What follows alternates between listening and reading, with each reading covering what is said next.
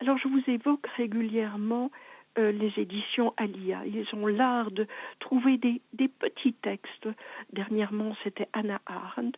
Aujourd'hui, encore, quelques pages consacrées à Joseph Roth.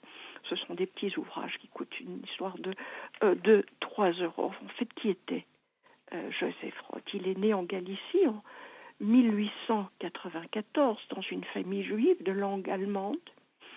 Il a collaboré à la Première Guerre mondiale à la revue Neue Tag à Vienne. En 1932, il publie son œuvre extrêmement connue, La Marche de Radzyski. Il est exilé en France. Il s'installe à Paris en 1934. Il est l'ami de Stefan Zweig, qui est le principal destinataire de ses lettres, où il fait part de son pessimisme profond. Il est malade, alcoolique, et il meurt des suites d'une attaque avant le déclenchement de la guerre. Ce texte, il l'a écrit en 1933. Nous sommes, dit-il, fin 1933. Nous sommes aux prises avec le génocide littéraire visant les écrivains juifs ou jugés décadents sous le Troisième Reich.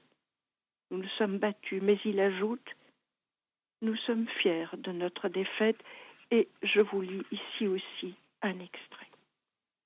Peu d'observateurs dans le monde semblent se rendre compte de ce que signifie l'autodafé des livres, l'expulsion des écrivains juifs et toutes les autres tentatives forcenées du Troisième Reich pour détruire l'esprit, l'invasion sanglante des barbares à la technique perfectionnée, la migration formidable des orang-outans mécanisés, armés de bombes à main, de gaz asphyxiants, d'ammoniac, de nitroglycérine, de masques à glace et d'avions.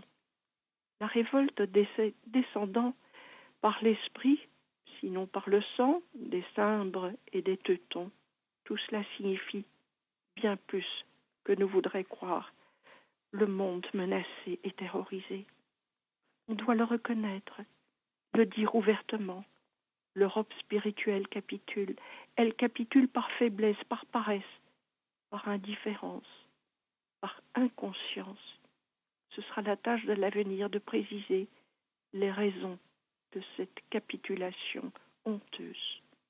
Nous autres écrivains allemands de sang juif, en ces jours où la fumée de nos livres brûle, monte vers le ciel, devons avant tout reconnaître que nous sommes vaincus.